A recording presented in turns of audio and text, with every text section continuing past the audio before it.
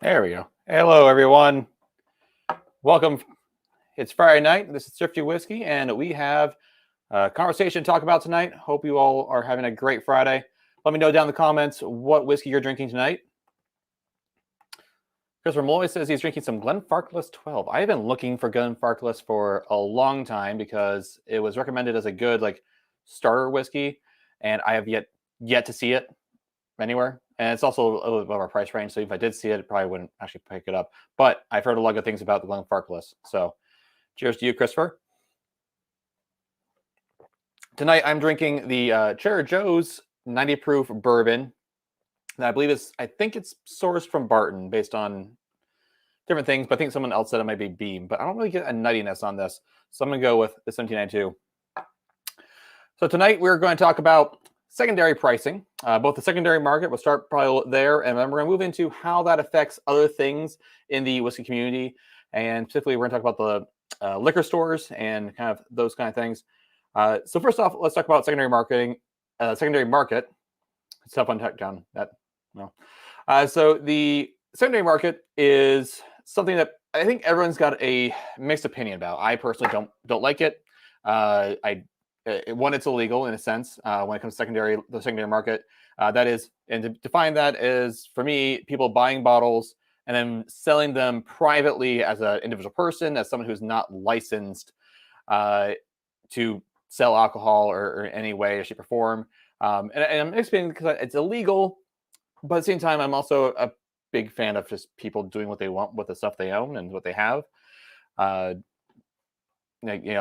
own this. I should be able to do what I want with it if I want to sell it.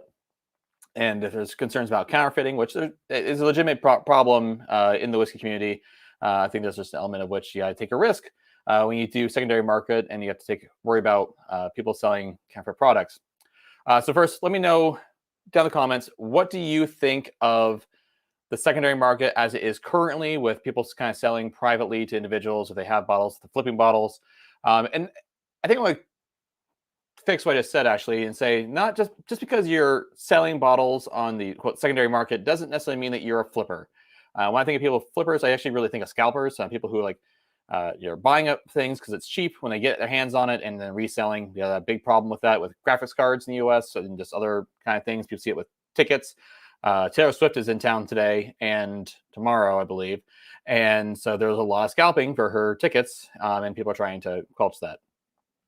So there's that. We'll talk about, so you have the secondary market, people buying bottles and reselling them, flipping them. And I think a lot of us are frustrated with that. We don't like to see that. You bought the bottle, you kind of took away the opportunity for someone to buy that bottle just because you can make money. Now, obviously, a lot of markets do that. A lot of people do that for different reasons. And it's part of capitalism. You buy low, sell high, right? So that's what these people are doing. Now, again, I think people who do that as kind of as a business model, I take a little bit of issue with, because they're just doing it to, they're trying to make it like a whole entire business out of doing this essentially illegally, and not. And so for those who are actually doing it legally and trying to sell things, it makes it a little bit harder, and it's just a little more unfortunate. And then that kind of sets the ground for the conversation I want to have tonight about liquor stores and secondary pricing. You see a lot of posts out there on Facebook, Instagram, etc. People posting pictures of bottles. I mean, also, a lot of times there's pictures of people saying, "Oh, look at this great price," or asking if this is a good price. But also a lot of times they'll post like, "Oh, hey, I finally saw my unicorn bottle of William L. Weller here on here down here, and it's like $3,000. I'm never gonna pay for it.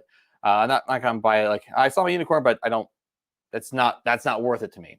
Especially when the SRP, according to Buffalo Trace, the price they're targeting was $100. I think it's gone up. I think their suggested retail price is, I want to say, like $120 for a BTAC now. You don't quote me on that. Feel free to leave a comment down below if you know what the actual prices are. But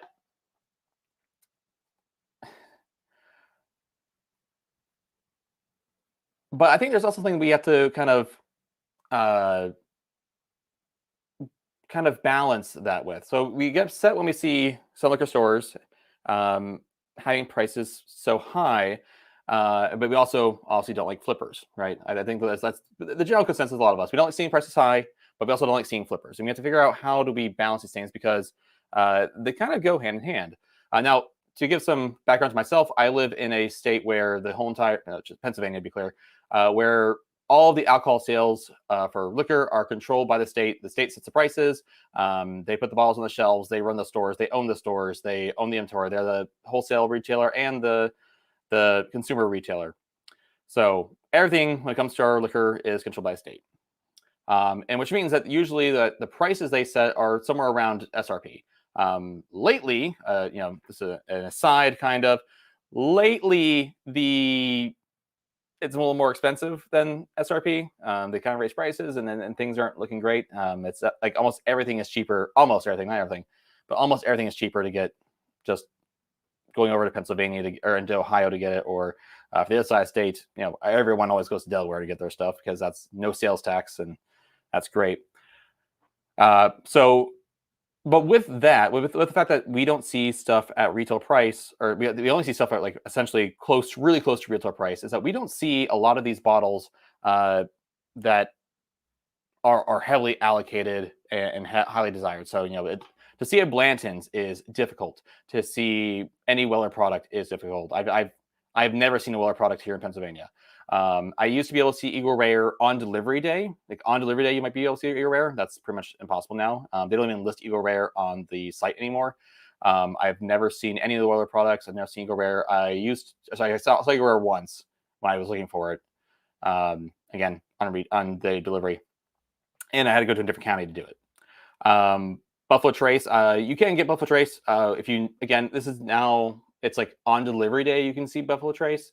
I know there's like one store here in Pennsylvania, in Allegheny County that has it, like one according to the website. The other store was actually, there's two stores, but the other one is for licensee only, meaning that you have to have a liquor license to go to that store and purchase anything.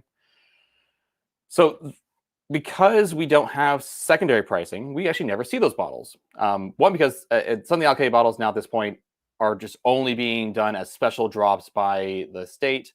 But we just, generally speaking, we don't see them if they're at all special. I've only seen a few times Electric Barrel Proof, et cetera, et cetera. And then you look at these other stores in other counties, other states that are not liquor controlled, they'll have ABC looking over there, what they do and stuff. And people complaining about these bottles that are hundreds and hundreds of dollars. And I think I get a bit frustrated when I see these posts complaining about the prices that people are putting on the bottles at these liquor stores. In these privately owned, usually they're like mom and pop shops or privately owned at some level stores, and they're putting, let's say $500, maybe more, on a BTEC. I don't know what secondary prices are because I don't really pay attention. But they're putting a lot of money on these bottles that people are like, oh, I would never pay that. Let's say it's $90 for Weller Special Reserve. Definitely wouldn't ever pay that. But they do. People sell that bottle for like $90 to $1,900. And you see it on the shelves at that price. And people will say that, like, oh, well, of course you see it on the shelf because they're charging like $90 for it. And that frustrates me because two things. What at least you can see on the shelf, right? That's kind of the counter argument. So at least you're seeing it. If you were to drop the price, people would snap it up right away and it'd be gone, right? So that kind of counters that, like, okay, well, do you want to see it at all, or do you want it to be affordable and snapped up by people who are just going to sell it again in the secondary market? So that's one of my problems, right? That's one of the problems I see with that problem with the liquor stores, and people complaining about liquor stores selling at a higher price. The second thing is, like, if that's the value of the whiskey, right? And there is actually a website called the Bourbon Brown Book that will go through all the allocated whiskeys and kind of say what they see the secondary prices being, like what the secondary price for these bottles are, and they'll just kind of give you a price that they think that would be worth it. And they will, that's basically approximately the secondary price is. So you can kind of figure out what the secondary price is for a bottle by going there and seeing that. And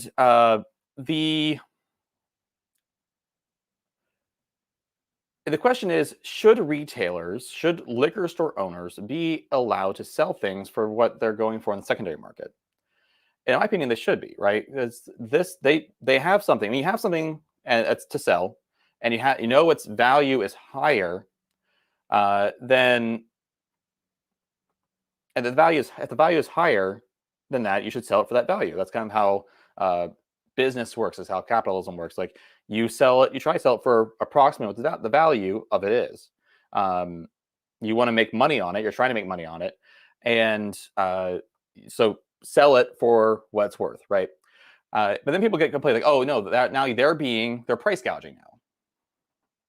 Okay, so they're price gouging, and you're able to see it on the supposedly they're price gouging, and you're complaining about the bottle being on the shelf available at this high price. But at the same time, again, they bring it down in price. Now someone else is going to buy it, and there's not going to be available on the shelf. And then if you put too low, like here in Pennsylvania, if you sell everything at SRP, if you are able to get your hands on that bottle through allocation or like lottery winnings or whatever, or you just go to a store that sells things at SRP and you just buy them all up of their Welsh Reserve or their Eagle Rare or the Buffalo Trace or whatever, E.H. Taylor, and they just go and flip it. Well, who's profiting from that? Just the flippers, and not us as consumers. And the regular consumer isn't profiting from that. The store isn't profiting from it because they're just getting, except for their standard SRP. And the only people profiting from it are the people who are doing what most of us think is wrong. You shouldn't be doing that. You shouldn't be flipping the bottles. You shouldn't. One, because it's illegal, and two, because it's kind of a jerk move. You don't have the permits. You haven't gone through all the work that the stores have gone through to be able to sell bottles, right? So if the stores have gone through ramp training. If you're here in Pennsylvania, you got to go through ramp training or something else. I'm probably sure that states have it. You got to go through all these different other things you have to do to look into the ability to actually sell the bottles. You have to get a distributor. You got to get that stuff in. And when it comes to allocation, sometimes there's certain hoops that they have to jump through just to be able to get the allocated product into the stores at all in the first place. So that's annoying, right? They do all this work to be able to do this, and then these flippers are just buying up the bottles at whatever they can, and then reselling them for more money. And that's just kind of a trick move, I think. And so, in my opinion, the people that should be benefiting from secondary retail price, the secondary price as we're calling it, should be the retailers. Yes, that makes it hard for just regular people to actually go out and get these unicorn bottles, but at least they're there. At least they're able to. At least I can walk into that store and say, "Oh, I know they have E.H. Taylor. Yes, it's $100." Again, I'm just kind of making up some numbers. Yes, it's $100, but if I ever really want the E.H. Taylor, I can go get it. I can go in and get this. And again, these secondary prices on the secondary market, whether by flippers or on liquor store owners, those prices are set at that so high because somebody is paying for it. Maybe that's not you. Maybe it's not me. But somebody's paying that secondary market price. Otherwise, there'd be no point in the secondary market. The black market doesn't really work if nobody's buying from the black market. Like if no one's buying, there's no point.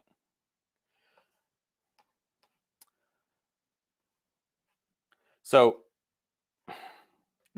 so someone's buying it. It makes sense for these stores to sell it at such a high price because they can be benefiting from the value instead of letting that value carry on to somebody else who doesn't have a shop, who isn't doing this legally, who doesn't really care at all about you as a consumer. I mean, they're clearly already doing this just because they want the money. Where at least with the liquor store owner, there's a possibility that as a consumer who is under the law, has things above them to tell them what they can and cannot do at some level, should at least be the one that profit from it because they're running a business, a regular good business. So, by the way, again, if you are disagreeing with me, because I am saying some things I know a lot of people disagree with, I did some talked about some of this problem in some of the posts that I've seen. People kind of attacked me a little bit. So I want to hear your thoughts. Give me, if you have reasons why you don't think liquor store owners should be selling liquor or whiskey, these allocated bottles at secondary prices, leave a comment below why you think that. And so actually I'm going to go ahead and just leave a little pinned post here, just asking Just yes or no. Should liquor store owners sell their whiskey at secondary prices? Go ahead, give me a little drop down below. Do you think that's true? We'll go from there.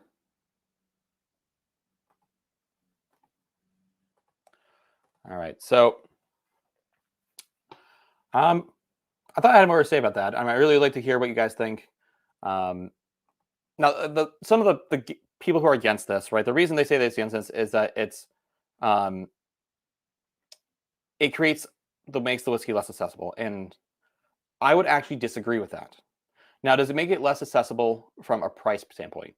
Yeah, obviously, it's more expensive. It's not going to be accessible for the price. Our whole show is about being able to spend whiskey or spend less money on whiskey than and trying to find the best values. But that being said, if these bottles were at this price, again, let's talk about Weller Special Reserve, right? Or even Special Reserve, Eagle Rare. These are pretty standard bottles, in my opinion, and I can't find them in Pennsylvania because they get bought up so quickly. If you were to raise the price to a price, I'm not saying like a lot. Obviously, when it comes to these things, you got to find a balance of what's too much, what's too little. You got to make sure that you move the product, but you don't move the product too quickly, right? You want to get what it's worth out of it, but also you want to get it moving. You got to find that balance. But if you raise the prices, then it's actually going to be in the store. You're going to be able to sit on the shelf and you can actually go and get it. So when it comes to the secondary prices make the whiskey less accessible, not really. It's more accessible because I can actually go get it. I can go to that store and I can go get it. So therefore, it's not actually less accessible. The other one of the things that they say is it creates a sense of elitism and exclusivity. Yeah. If you didn't know, whiskey is a luxury product, meaning we don't actually need it. I enjoy my whiskey. Clearly, I enjoy whiskey. But there's a level of which, yeah, whiskey is a kind of an elitist product, especially when you get up the higher things. And also, our whole channel is about getting people into whiskey, right? Even though, and saying that you can get into whiskey without spending a lot of money. In fact, I would even argue that the secondary prices don't create elitism. It's the people who create elitism. There's a lot of people who I don't care about the whiskey I talk about because it's affordable, it's cheap, it's not as good as the more expensive stuff, and I'll agree it's not as good. Hopefully, the more, not all the time, sometimes depends on the bottle, but hopefully, the more you pay for a whiskey, the better it is. But this thing that creates a sense of elitism. I'm like, well, look, all these distilleries are selling these insanely expensive bottles already. We got they're making it to be expensive. And look at Eagle Rare 17. It is a like $2,000 bottle before you even hit the secondary market. Dr. Robert, yes, we have a store that marks up. I won't spend $8 for reserve, and they do have several cases. Yeah, right. I'm not going to buy it. It's not worth it to me.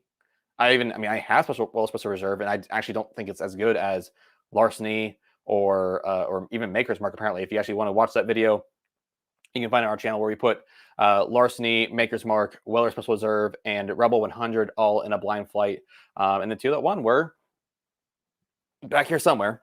I think they're behind the bottles. Yeah, you see the Larceny right down here and the Maker's Mark up there. But yeah, like Weller Reserve isn't worth it to me, especially at $80. But again, that's not really the point. People are buying it up. There's a lot of hype around it because people think it's really good, and if people people think it's good. If they want to go for it, that's fine. That is their prerogative if they want to spend $80 on a bottle. And these stores will get it. They'll get that money. Someone will buy it for that. But I'm not going to. That's not my thing. I'm not going to spend the money on that. And but I'm just not the target market, and that's fine. I don't have a problem with that. Would I like to get another bottle of Eagle Rare? Yeah, I would. I like my Eagle Rare. I would be willing to spend more than MSRP for it. I would say I'd be willing to spend about $40 for it for a bottle of Eagle Rare. I'm not, but the $90, no. But someone thinks it's worth it for some reason. They hear that, oh, Eagle Rare is a good bottle, and obviously they probably heard that in the context of like, oh, for the price, and so someone's gonna go buy it. That's what the secondary market does. And again, I think it's important for me that that the people that are going to benefit from these overhyped bottles is the retailers, not the flippers, right? So again, let me know down below. What do you think of that about that? Is it okay for the retailers to benefit from that instead of the flippers? Because yeah. The other arguments, then again, we kind of mentioned this before. It encourages price gouging, speculation, and counterfeit products. Okay, well, so one, secondary market already is doing price gouging. The prices are insane over there, and price gouging in the long run doesn't actually benefit the retailer, because they still need to prove the product. If they don't move it, they don't get it. It's like, oh, but we really want that product. Like, we have so many other options. Like, guys, like, there is so much whiskey out there. You don't need to spend $5,000 for a Pappy 23. It's not worth it. Like, it just isn't. And there are other whiskeys out there that are, in my opinion, much better than Pappy 23 for $100. So you'll see that. Dan Johnson says that one of the biggest issues comes from the distributors. And that's actually probably true. There's a lot of question about distributors going on right now. There's definitely a problem there. She kind of continues on saying, and I apologize, I just realized I don't know. Yeah. Store will only get X number of allocated bottle if they buy X amount of Fireball.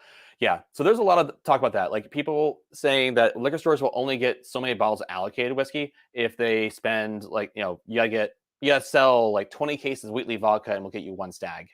You sell a bunch of Fireball and we'll get you a case of Stag Junior or a Weller Antique.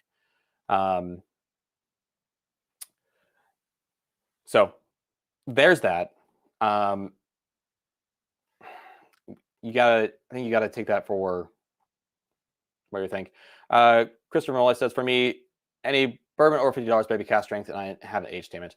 I'll agree with the cask strength portion. I think it needs to be at least straight, like no age statement. If it's going to be no age statement, it's got to be, it's 4 years. I'm saying.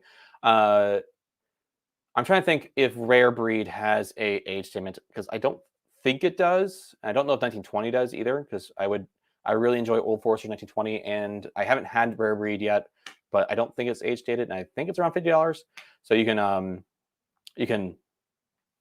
talk more. You can let me know if I'm wrong about that. But I definitely agree with the cask strength portion. Like, I think cask strength at that point, you really kind of need it. At least I'm not going to spend more money on non-cask strength. So going back to the problem with distributors, I will say that I've heard that that theoretically may be illegal, or at the very least that distilleries are getting upset about that. They don't want that. They don't want this, like, distributors controlling, where our allocated product goes, depending on sales of other things. In fact, I think that's part of the question of why Diageo switched distributors recently. That, from my understanding, that was part of the problem. So you kind of got to see where that's going. So John McKisson says, if stores raises their prices, secondary market prices will also go up as well. Vicious circle. I'm going to disagree. The whole entire thing about capitalism and marketing and everything is that it's supply and demand, right? So if stores increase the price to the secondary prices, there's going to be a lot less people buying them. Flippers aren't going to flip them unless they see people willing to pay even more money than that. So, we'll take Olaf's Reserve, because it's an easy bottle to talk about. Everyone knows it. It's supposed to be $25 to $30, and that's what the suggested retail price is. And people are selling it for like $90. So let's say a store's raised to $90. It seems a bit much to me. Let's say they raised to $90. They're not going to sell that bottle to a flipper unless a flipper can find people who are willing to spend $120 on it, right? So they have to spend $90 plus all the fees and everything. So tax, let's say 100, and then they resell for $120. So yeah, they'll do that. They'll buy the $90 if they can get a $20 profit. I don't even know if they would actually, because that's not much of a profit margin on 120. So they have to find I think when you increase prices, when stores increase prices, they're not going to see as many people buying them up to be flipped. And again, the whole point of this conversation is that we see these posts on Facebook saying, "Oh, this store is selling this bottle for $100 and next, let's say the special reserve for $90, and they sit on the shelf. Well, that's why it's sitting on the shelf. It's $90. Like, yeah, good. It's on the shelf. That's what we want. We don't want it being taken by the flippers to be sold on secondary prices. We want it to be. What we want to see is that these whiskeys are staying on the shelves to be readily available, and we got to find that balance, right? You got to find that balance between it's too much money for that bottle, and well, that's too cheap, and all the people are going to buy it up. So that's going to be one of the problems. And we gotta figure out where that balance is, and the stores have to figure out that balance. They have to figure out individually, and this is kind of what businesses do. They have to figure out how much can I charge before I'm charging too much, and I have to charge more though, otherwise people are going to take advantage of me and I'm not actually making any money. My wife is a baker. She owns a bakery. She's it's in our part of our house. Like, she has a bakery downstairs, and she does it all from home. And she's realizing that she's not charging enough for her time, right? So that's just time. It's not we're not talking about necessarily a product at the end, but her product is not. She's not selling it at a high enough price for her. She can make more money. Now, this isn't a little bit different because it's not secondary market problems or anything like that. But let's even think about let's think about the graphics cards that happened the beginning of 2020, right? Now there's a lot of factors to go into that. The hype of cryptocurrency, but there was a lot of scalpers in that market as well. People were buying graphics cards, reselling them for a lot more money, and then they're selling for a lot more money, and then people were still buying them. They wanted their gaming machines. It was worth it to buy a $200 graphics card for $600. And prices have since come down because people slowly decided they didn't need it, and the market also became saturated. And we're actually getting to the point right now where I think the market is pretty saturated with a lot of whiskeys, but there's still these hype bottles that people are circling around, mostly Buffalo Trace brands, a few other brands that people are chasing. But I think that's a lot of it, right? That's a lot of it is the Buffalo Trace brands. Now, I also want to think about the liquor store owners as us, right? So let's think about as us. And again, I'm talking about yeah, you're right, Dan. For the mining Bitcoin. So again, created maybe not the best example I could have given, but there's been a lot of shortages of a lot of things, and people they're doing a lot of flipping, right? That's just part of what's happening. What happens with a lot of things. I know people were doing that with, believe it or not, Hot Wheel cars.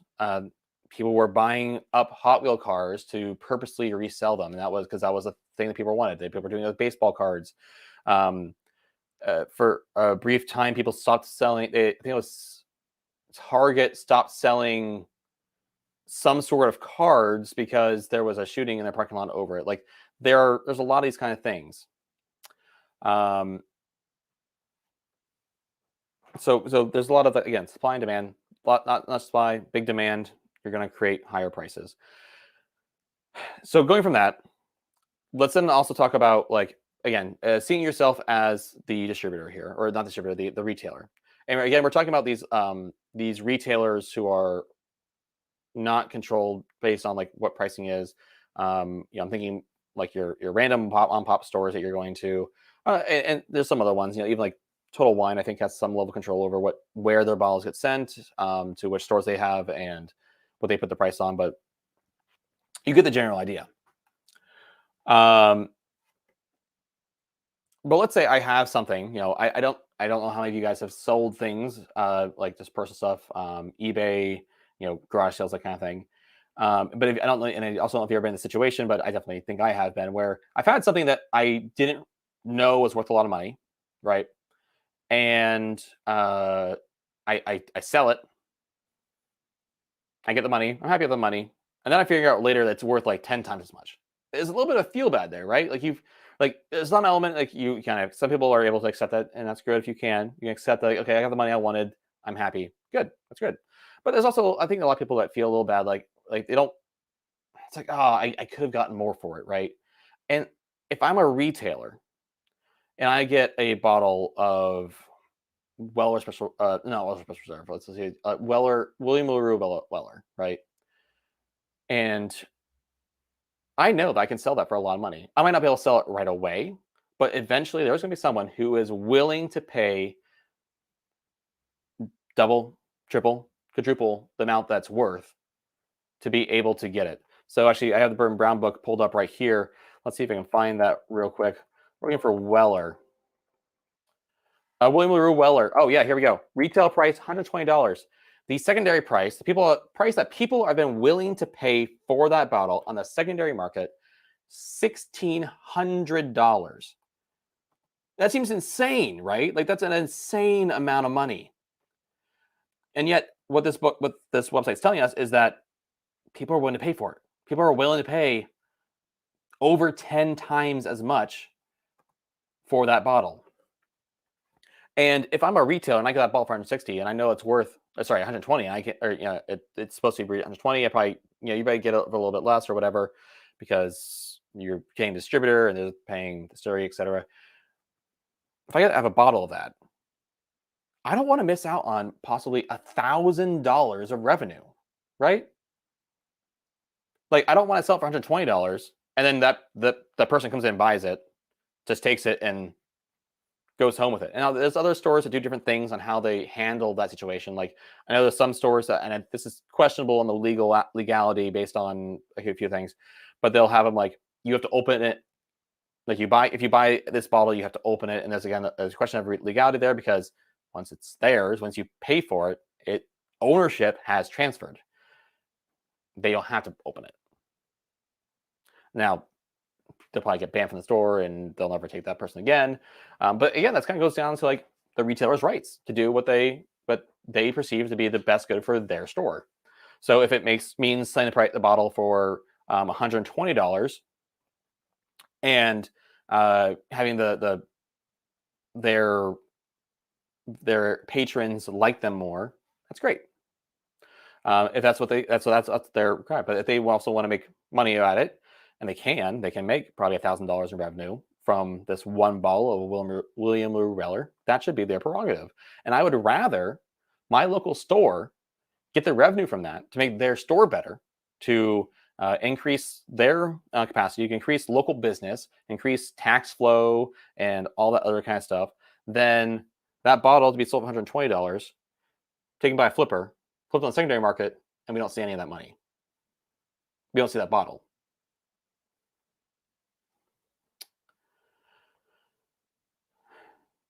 So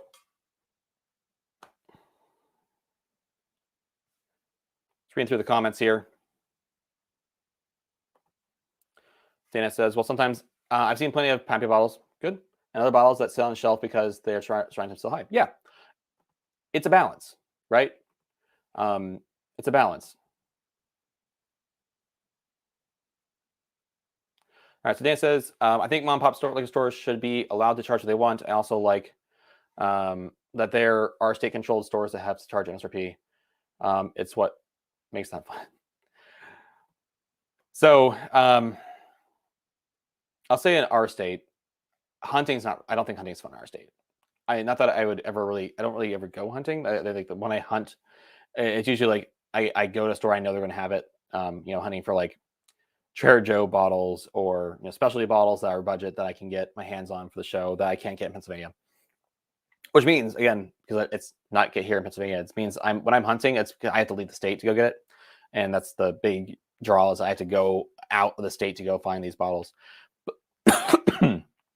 Sorry, get sort of whiskey because I haven't touched this pretty much at all. I mean, overall, I'm against the alcohol control states Lake Pennsylvania. You can watch my previous live stream about that. I went on a long tangent about how much I hate the way that things are done here in Pennsylvania. Robert Legal, about them selling higher stuff. As long as they're going through the proper channels. So just I'll pull this up. So Robert, what about naming names? What about legal online retailers? Also okay. Yeah, I think if you're doing everything by the book, right? You've got your permits. You're doing whatever is legal. Then yeah, like you should be allowed to do whatever you want. I would rather people do things through proper legal channels than but basically take advantage of our retailers and sell them. People take advantage of our retailers and sell something and get a lot more money and no revenue for for their municipality or their state to go into. And don't get me wrong, I'm against taxes overall. There's a lot of taxes here in Pennsylvania on liquor that I think are dumb, like the Johnstown flood tax, which is still implemented, even though that's kind of been paid off and taken care of.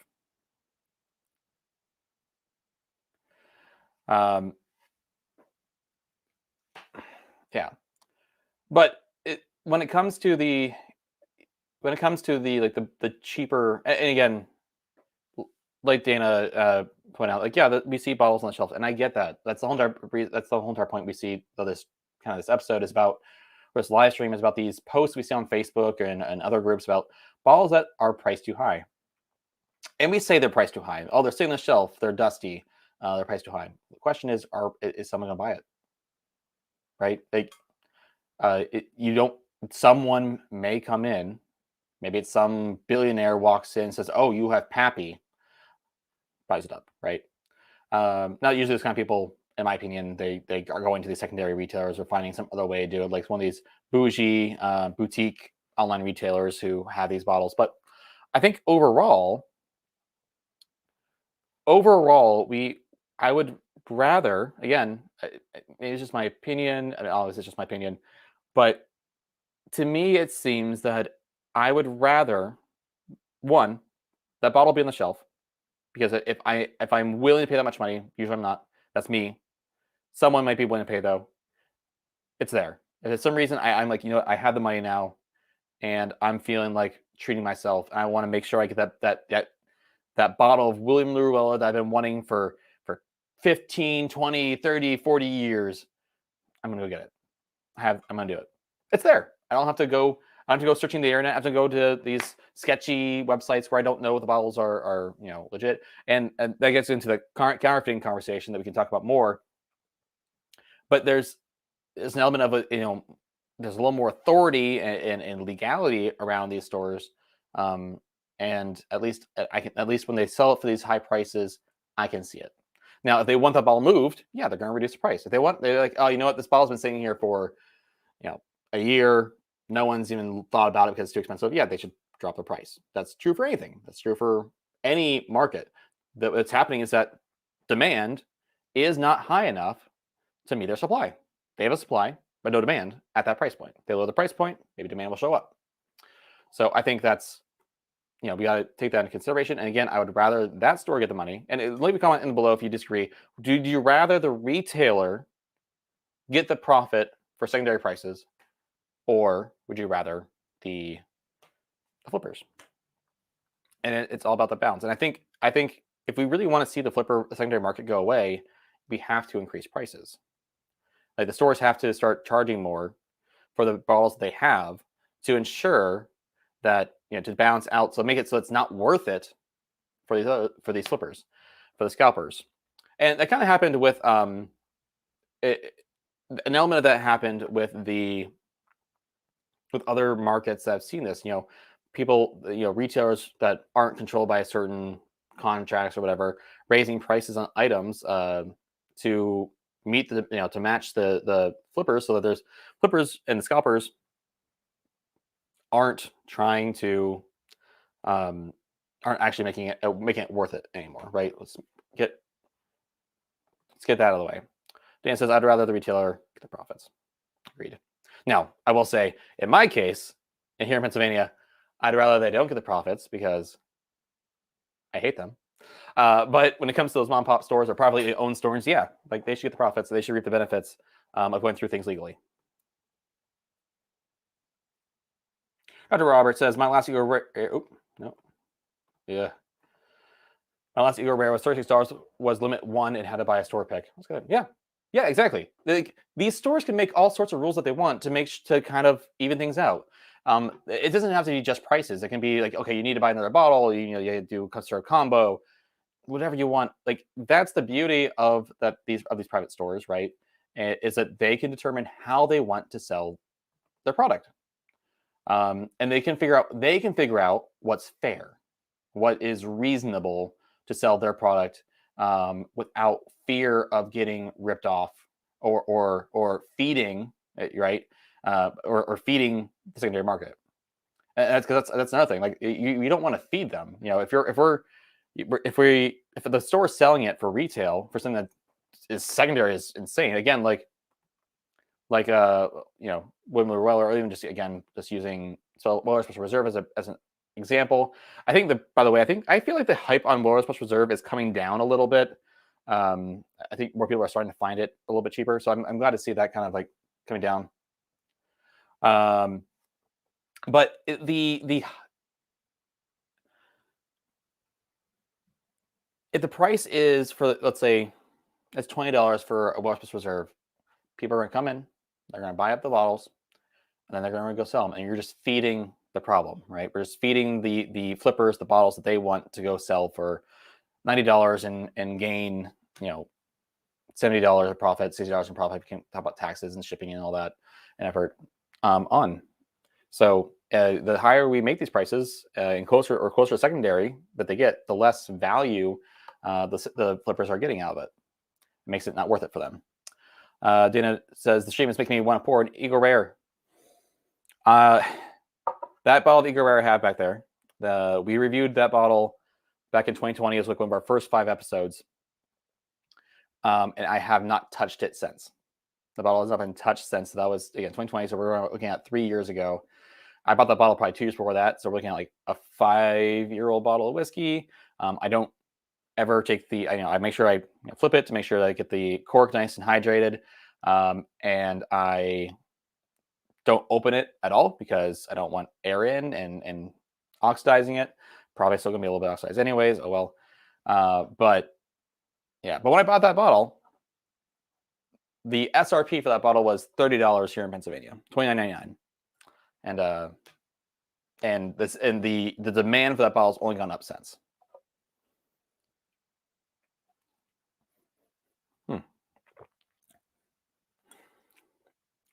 It's got a really strong peanut note on this, so now I'm starting to wonder maybe it is Jim Beam.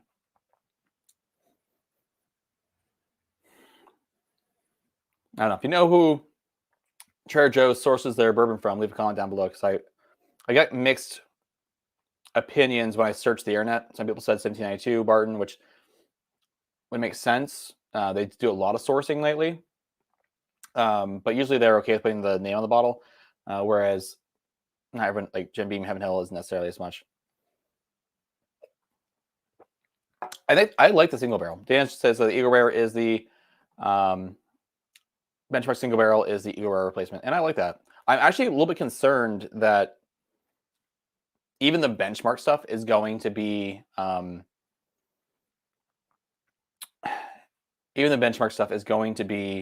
more allocated eventually. I think they're all overall good. People really like the top floor. I did not care for the top floor. I did not think that one was good. It's probably my least favorite. I know that for a lot of people, it's actually their favorite. So I don't know what's going on there. I think the Benchmark actually is super interesting because I think that's actually a good blending whiskey. If you're just taking like stuff like if I am doing anything here, I'm probably going to use the Benchmark Full Proof as a whiskey to blend with, and then take some of the it's probably young, it's probably like a 4-year-old 125 proof bourbon. Take some of the stuff I have that's older, blend that in, add a little more oakiness to it, and then just have a nice higher proof, more oaky whiskey. So I think it'll be a good it's a good blending whiskey. Okay, so Dan says, so we need more label transparency. That gets into us a whole new topic about labeling and TTB rules here in the US. I don't know if I want to go into that tonight, but it's actually a good topic for maybe the next live stream. Is discussing the TTB and the not the rules around it, but like a lot of discussion, like what decisions they've made that have kind of negatively or positively affected the United States in different ways. I feel like there's a lot of information on labels that that has to be there, but sometimes it's more you have to know what you're looking for. So, for instance, people are told, and I think this is why saying be like, hey, if you're looking for bourbon, look for a straight bourbon. I don't think I have a bottle with me right now, but there's a bottle that I realized much later after we'd done the review. It was a Total Wine bottle, and it just said original bourbon, right? And they had another bottle that was like flavored bourbon, but this one was just original bourbon. And like, okay, it's bourbon, great. It means there's no additives, no anything like that. There's no colorings. We're good. Well, you look at the TTB rules, and then I have to relook to make sure I'm great about this. I'm pretty sure I'm right about this. If it's not straight bourbon, they can add flavorings. They can add colorings. So it's not really straight bourbon anymore. It's not straight bourbon. It can't be straight bourbon. Straight bourbon says no food coloring, no flavorings. But if you don't put straight on it, yeah, a few more things. So if you're looking for a bottle of bourbon, you may be misled. Like, oh, it's bourbon. Well, maybe it's not. But straight bourbon, we're good, right? That means we're safe. And if we don't see an age on it, that means it's at least 4 years old. As far as sourcing goes, they have to say you have to have the state of distillation on it, which is good. When I think about other countries and their labels, I almost feel like our labels are more like have a lot more information on them. Like, I'm trying to think of the rules for labeling in like Scotland for whiskey. And in Scotland they have the 5 types of whiskey. You get your single malt, your single grain, your blended malt, your blended grain, and you're just straight up blended. So you get your 5 types. And I know you can't put the label, like the distillery name on it, if it's got anything that's not from that distillery in it or something like that. So if you have the distillery's name on it, it came from basically all from that distillery, I believe. So, yeah, Dana, straight is 2 years, but if it's doesn't have an age statement on it, it's at least 4 years. So if it's a 2-year-old bourbon, it has to say 2 year. If it says straight bourbon and it's 2 years, you have to put 2 years, all the way up till you hit 4 years. Once you hit 4 years, you don't need to put the age statement on anymore. You can call it straight. So, for example,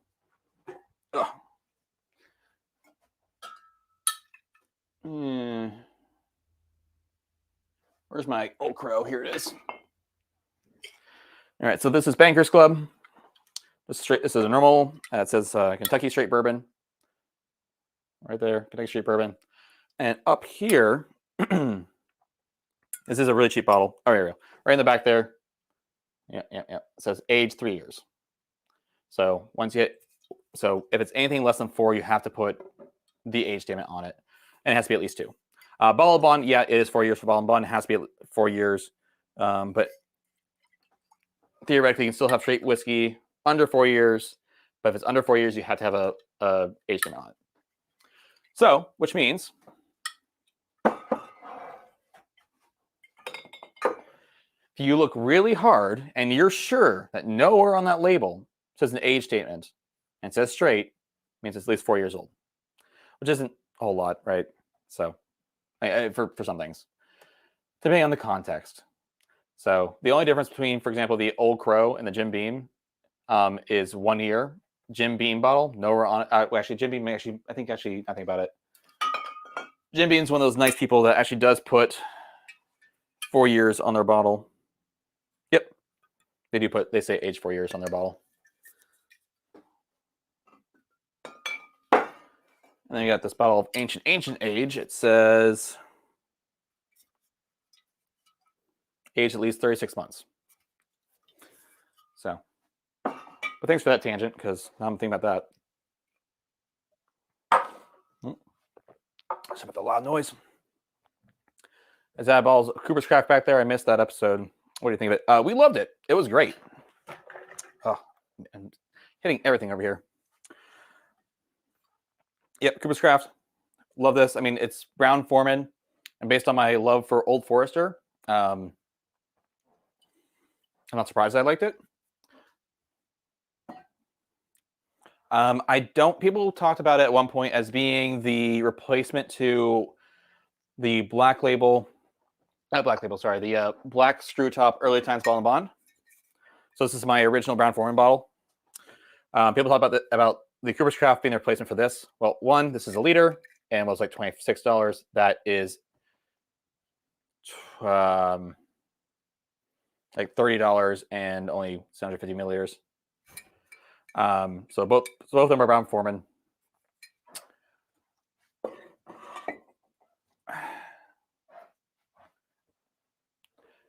But I don't think it's quite as good. I don't think that the Cooper's Craft is quite as good as the Early Times Bottle and Bond from Brown-Forman. That's just my opinion.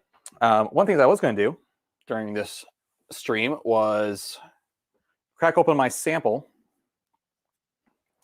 of Maker's Mark 101 from a coworker of mine. So shout out to Andy Olson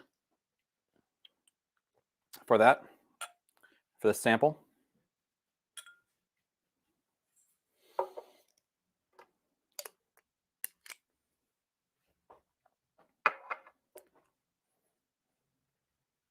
Ooh, smells good.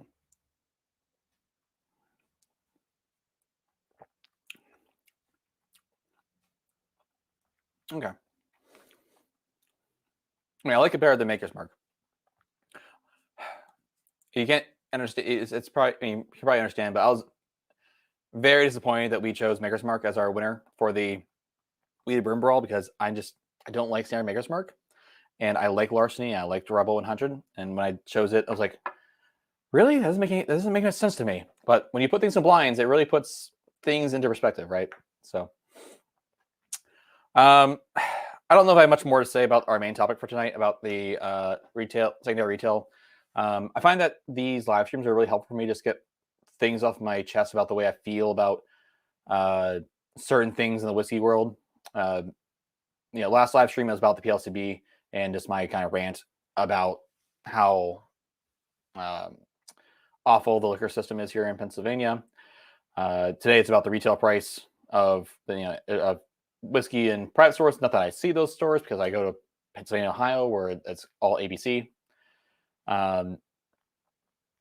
But it's kind of frustrating, though, just to see those people complain about liquor store owners, like, oh, I'm never going to go to that store because they sell this bottle for so much. Like, sorry you feel that way. Like, just seems kind of like a jerk move. Just be like, oh, that store sells this bottle for this $120 bottle for $1,600. It's like, it's not really $120. You know what? Let's get back on that. Let's get back on that topic real quick. People are like, oh, the suggested retail price is $120. Yeah, I don't know why Buffalo Trace and these people are setting these suggested retail prices so low when they're worth so much more, according to the secondary market. Like, guys, it's worth more. People are willing to pay more for it. Like, maybe don't jack the prices up to $1,600, but maybe jack it up to like $300, just until people stop, ogling these bottles. Just